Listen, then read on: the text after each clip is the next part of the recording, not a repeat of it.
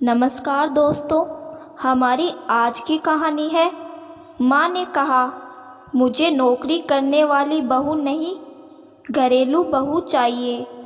तो लड़की ने सिखाया सबक। कहानी अच्छी लगे तो चैनल को सब्सक्राइब ज़रूर करें। सुरभि खिड़की के पास बैठी विचारों की उलझन में खोई हुई थी। उसे समझ नहीं आ रहा था कि वो क्या फैसला ले।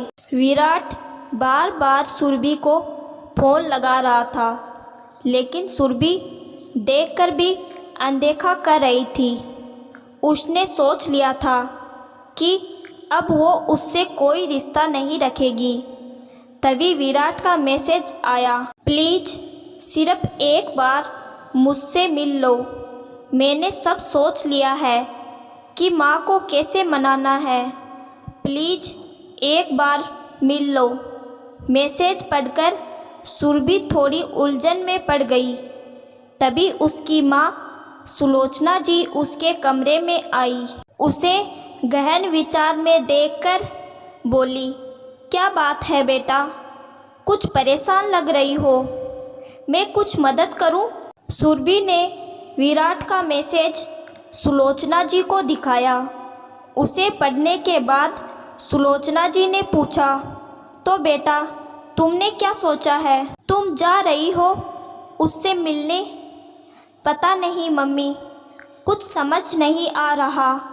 जब विराट की मम्मी ने मना कर दिया है कि वो मुझे किसी भी हालत में बहू स्वीकार नहीं करेगी, तो अब क्या बात हो सकती है, या फिर कोई और रास्ता क्या हो सकता है? वैसे भी उस दिन उन्होंने आपकी और पापा की बहुत बेइज्जती की और विराट चुपचाप वही खड़ा देख रहा था। उसने एक शब्द नहीं बोला। नहीं मम्मी, मैं उससे अब कोई बात नहीं करूँगी।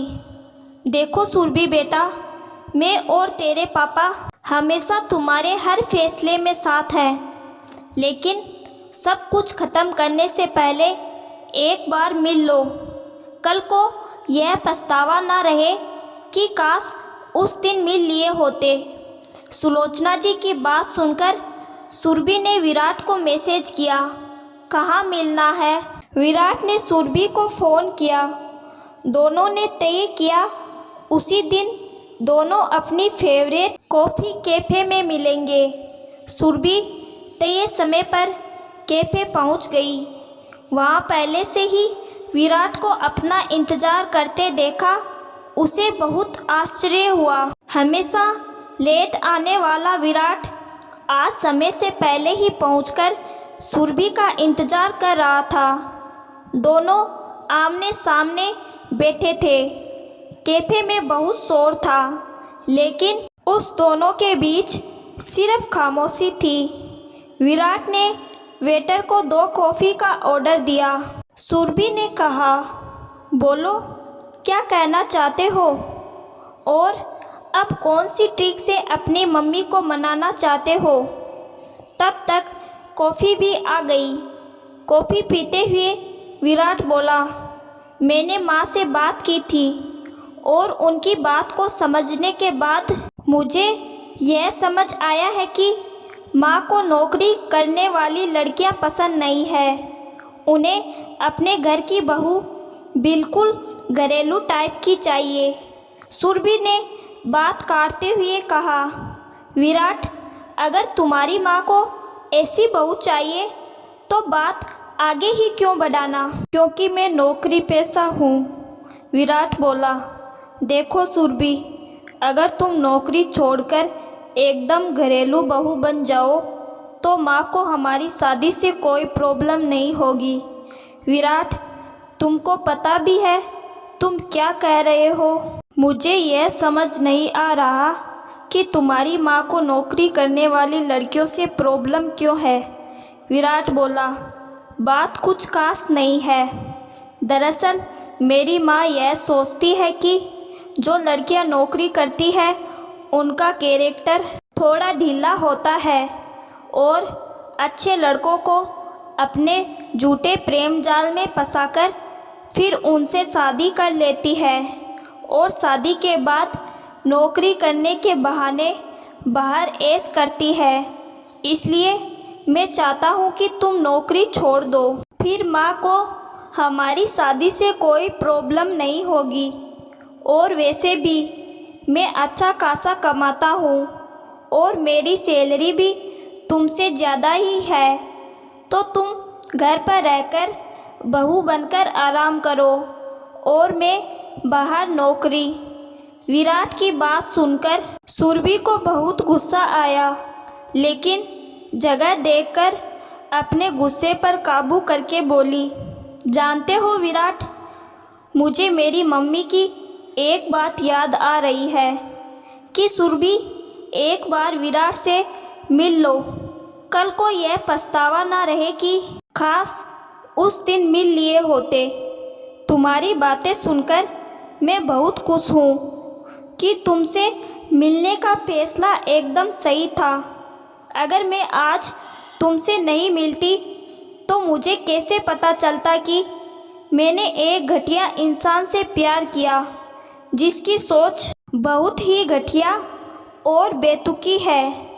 सभी नौकरी करने वाली लड़कियां ऐसी नहीं होती। यह बात अपनी माँ को समझाने की बजाय तुम खुद उनकी बात का समर्थन कर रहे हो। विराट बोला, नहीं सुरभि, तुम मुझे गलत समझ रही हो। मैं बस सही कहा, मैं आज तक तुम्हें गलत ही समझती थी, लेकिन अब अच्छे से समझ गई हूँ। अच्छे से कान खोल कर सुन लो, न मैं नौकरी छोड़ूंगी और न ही अब तुमसे शादी करूंगी। अगर तुम्हें और तुम्हारी पूजनीय माताजी को यह लगता है कि मैंने तुम्हें अपने प्रेम जाल में फंसाया है, तो मैं अपने आप को तुमसे आज़ाद करती हूँ। मेरी सैलरी कम हो या ज़्यादा, वो मेरे आत्मसम्मान और आत्मनिर्भरता की पहचान है। अपनी माँ से कह देना कि ढूंढ ले तुम्हारे लिए कोई घरेलू लड़की। और हाँ, उन्हें यह भी बता देना कि नौकरी करने वाली लड़कियों का कैरेक्टर ढीला नहीं होता, बल्कि उनके जैसी सोच रखने वाले लोगों के दिमाग का स्क्रू ढीला होता है। सुरभि उठकर जाते हुए बोली, गुड बाय मिस्टर विराट।